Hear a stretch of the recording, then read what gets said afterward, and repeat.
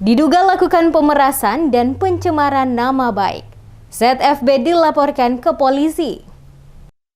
Wanita berinisial ZFB dilaporkan ke Polres Maluku Tengah karena diduga melakukan tindak pidana pemerasan dan pencemaran nama baik terhadap SB. Melalui kuasa hukumnya, SB yang saat ini anggota DPRD Maluku Tengah itu mempolisikan ZFB secara resmi ke Polres Maluku Tengah pada Kamis 17 Februari 2022.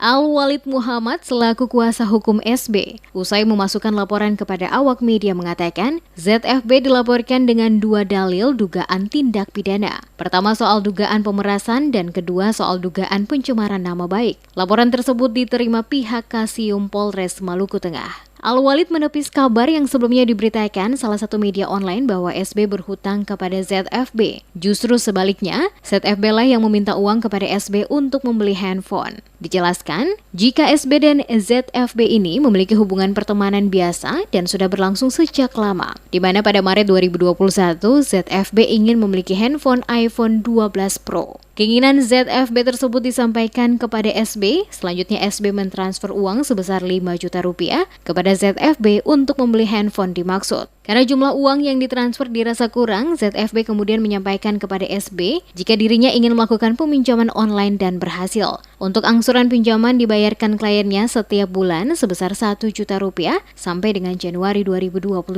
Tak sampai di situ, terlapor ZFB kembali meminta sejumlah uang kepada SB bahwa untuk membeli handphone Samsung Z atau handphone Samsung Android lipat seharga 14 juta rupiah sebagai hadiah ulang tahun. Namun, permintaan itu tidak dikabulkan dengan pertimbangan angsuran pinjaman online belum lunas. Belakangan, ZFB secara diam-diam merekam pembicaraan privat antara pengadu dan teradu sebagai dalil melaporkan SB ke polisi. Al-Walid menduga ada modus operandi yang dilakukan ZFB untuk mendapatkan keuntungan setelah niatnya tidak dikabulkan oleh kliennya itu. Al-Walid juga mempertanyakan niat merekam pembicaraan untuk kepentingan apa, padahal baik SB dan ZFB awalnya punya hubungan pertemanan yang baik. Hubungan SB dengan ZFB ini itu berawal dari pertemanan biasa.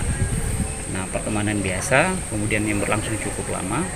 Lalu kemudian pada Maret 2021 kemudian ZFB ini teradu ini mempunyai satu cita-cita untuk memiliki handphone iPhone 12 Pro.